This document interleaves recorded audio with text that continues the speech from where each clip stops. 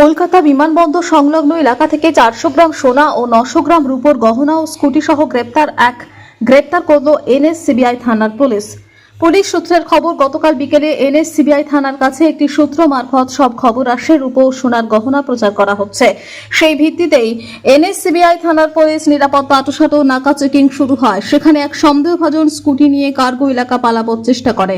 সেই সময় স্কুটিটিকে আটকে তল্লাশি অভিযান শুরু হয়। সেখান থেকে 400 গ্রাম সোনার গহনা, 900 গ্রামের উপর গহনা উদ্ধার হয়। জিজ্ঞাসাবাদে পুলিশ জানতে পারে স্কুটি চালকের নাম রামাবতার শর্মা, রাজস্থানের বাসিন্দা। ওই ব্যক্তিকে গ্রেপ্তার করে এনএসসিবিআই থানার পুলিশ। আজ অভিযুক্তকে ব্যারাকপুর আদালতে তোলা হবে। পুলিশ নিজের হেফাজতের আবেদন জানাবে, খতিয়ে দেখবে ঘটনার সাথে আরো কারা জড়িত। শেখ রতনের রিপোর্ট, পিবি নিউজ।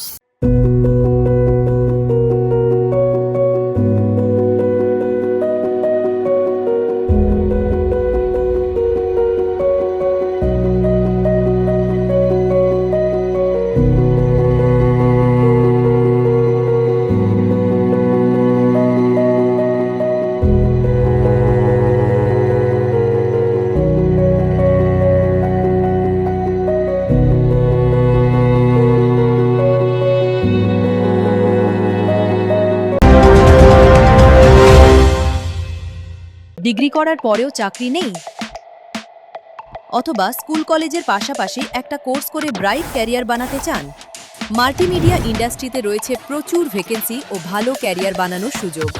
চলে আসুন মুপল ইনস্টিটিউট অফ অ্যানিমেশন এবং ডিজাইন বর্ধমান সেন্টারে। Animation, VFX,